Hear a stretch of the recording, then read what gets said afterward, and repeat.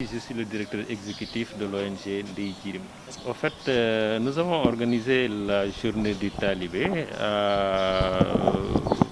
comme les autres aussi, comme certainement d'autres régions aussi l'ont célébré, parce que nous n'oublions pas que la journée du talibé a été institutionnalisée par l'UNICEF. C'est à cet effet que chaque année, en tout cas au niveau de l'ONG Ndeye, nous procédons au fait à cette organisation.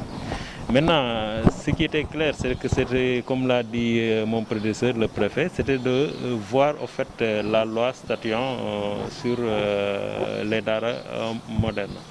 Mais tout en parlant de l'esprit, au fait qu'aujourd'hui, on devait s'atteler sur la journée du talibé, mais pas contre les talibés. Parce qu'on s'est rendu compte que la plupart des organisations de la société civile, au fait, organisent des journées de talibés, tout en parlant en dégradant les acteurs qui gravitent autour de ces daras, à savoir le Serigne Dara, le talibé, les Ndeye Dara, etc., etc.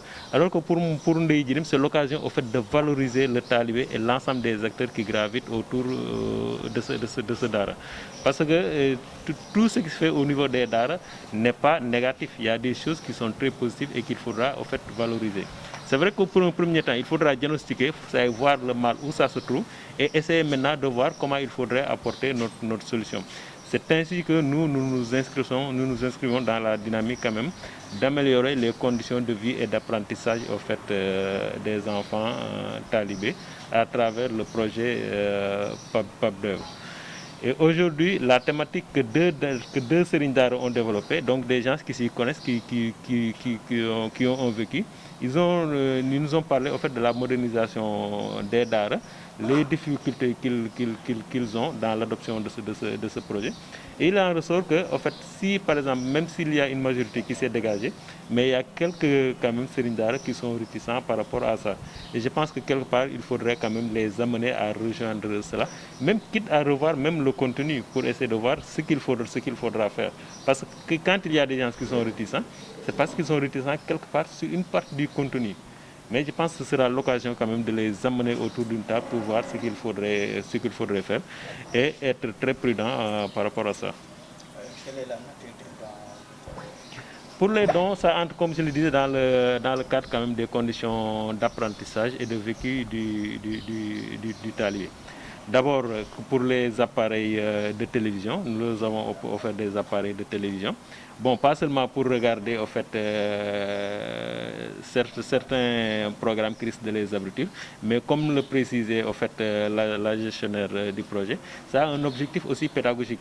Les maîtres coraniques, comme les enfants, peuvent l'utiliser à des fins pédagogiques, mais comme à des fins récréatives. Maintenant, ça dépendra de l'utilisation et je pense qu'on va veiller sur ça.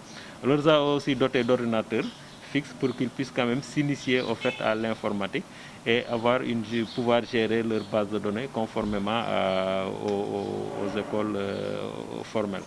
Et nous n'allons pas nous arrêter à un si bon chemin parce que nous allons quand même les initier en informatique, les renforcer sur le plan pédagogique, les maîtres coraniques. En dehors de ça, nous sommes en période de carême et que les gens ne peuvent pas aller manger la nuit.